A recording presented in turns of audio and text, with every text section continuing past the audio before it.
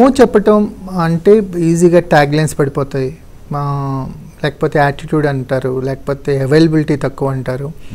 ఇండస్ట్రీలో ఇలాంటి comments any టెక్నీషియన్స్కి ఒక బర్డన్స్ క్రియేట్ చేస్తాయి. వీటిని ఎలా మోస్తున్నావు మరి? అంటే తప్పక ఇట్స్ పార్ట్ ఆఫ్ లైఫ్. ఇప్పుడు ఏమాత్రం ఐడియా ఉన్నా కానీ, ఏమాత్రం ఎక్స్పీరియన్స్డ్ అయినా కానీ మోస్ట్లీ వాళ్ళకి అర్థమవుతుంది. ఏమని అంటే మ్యూజిషియన్స్ ఇప్పుడు నా ఫోన్ ఉంది, నా ఫోన్ ఇప్పుడు కూడా సైలెంట్లో ఉంది. నాట్ బికాజ్ నేను ఇక్కడికి వచ్చినందుకు ఇప్పుడు సైలెంట్లో పెట్టింది కాదు, పొద్దు నుంచి నా ఫోన్ సైలెంట్లోనే ఉంది.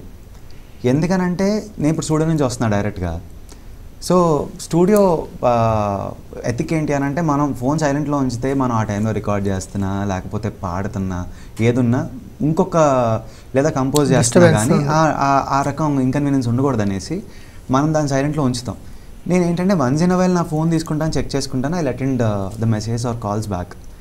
బట్ ఒకేసారి నువ్వు నా ఫోన్ ఎందుకు ఎత్తలేదు అంటే ఆహా మహాన్ వాళ్ళు అనుకోవడం అంతే. నో చెప్పినప్పుడు ఏమన్నా ఫీల్ అవుతావా? అంటే కొన్ని కథలు దగ్గరికి వచ్చినప్పుడు నీకు అది నచ్చక నో చెప్పిన సందర్భాలప్పుడు ఎలా దాన్ని హ్యాండిల్ చేస్తావు? అంటే ఒకటి, ఇప్పుడు నేను దానికి కనెక్ట్ అయితే నేను దానికి న్యాయం చేయగలుగుతా. ఒకవేళ నేను అంటే అది బహుశా అది మంచి కథ కావచ్చు, బట్ కాకపోతే నేను దానికి సంబంధించిన స్పేస్లో లేకపోయినా, if that is not interesting me at that point of time, ఆ టైంలో నేను చెప్పక తప్పదు. ఎందుకనంటే ఇప్పుడు ఒకవేళ నేను ఎంతో కొంత ఇమీడియట్గా నేను మనీ అక్యుములేషన్లో ఉంటే కనుక నేను దానికి కూడా ఎస్ చెప్పేసి వాల్యూమ్ బేస్డ్ బిజినెస్ ఇందాక అనుకున్నట్టు అనుకుంటే నేను దాని అన్నిటికీ ఎస్ చెప్పేసి చేసేద్దాం అనేయచ్చు. But at the end of the day every film is a journey for the entire team. ఇప్పుడు ఆ జర్నీలో నేను ఆడటం వలన వాళ్ళు హ్యాపీ ఫీల్ అవ్వాలి, వాళ్ళు ఉండటం వల్ల నేను it has to be a very happy place కదా. అది ఉంటేనే అది ఒక కరెక్ట్ దీని కింద ఐ బిలీవ్. సో అందుకే ఐ వెయిట్ ఫర్ దట్. అంటే అరే టీం బాగున్నారు, మంచి అందరు ఎగ్జైటింగ్గా ఉన్నారు, and it's a fresh approach or it is exciting every one అన్నట్టు ఉంటే ఇంకా బాగా చేయగలుగుతాం. అట్లా ఉన్నప్పుడు నేను కూడా దానికి కనెక్ట్ అయి ఉన్నట్టు కాబట్టి కనెక్ట్ అయినప్పుడు చేస్తా.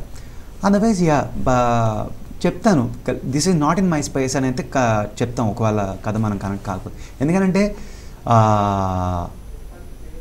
స్టార్టింగ్లోనే మనం అంత్యనిష్ఠురం కన్నా ఆదినిష్ఠురం మేలని, అవును, మనం స్టార్టింగ్లోనే మనం అట్లీస్ట్ ఆనెస్ట్గా ఉండి చెప్పేస్తే అట్లీస్ట్ వాళ్ళ ప్లాన్స్లో వాళ్ళు ఉంటారు, మన ప్లాన్స్లో మనం ఉండొచ్చు. ఎవరికి, because time is everything in life. So అది కొంచెం సేపు అయినా ఎంతసేపు అయినా అందరికీ వాల్యుబులే. ఆశాపాసం తర్వాత ఒక మీ సర్కిల్ నుంచి ఎలాంటి అప్లాజ్ వస్తుందో తెలుసు, అర్థం చేసుకోవచ్చు. సో కానీ తెలియని ఎవరైనా కొత్త వ్యక్తుల నుంచి కానీ లేకపోతే సంబంధం లేని వాళ్ళ దగ్గర నుంచి వచ్చిన ఒక ఎప్పటికీ మర్చిపోలేని కాంప్లిమెంట్స్ ఏమైనా ఉన్నాయా? ఒక ఆయన ఒకసారి మెసేజ్ చేశారు ఇన్స్టాగ్రామ్లో,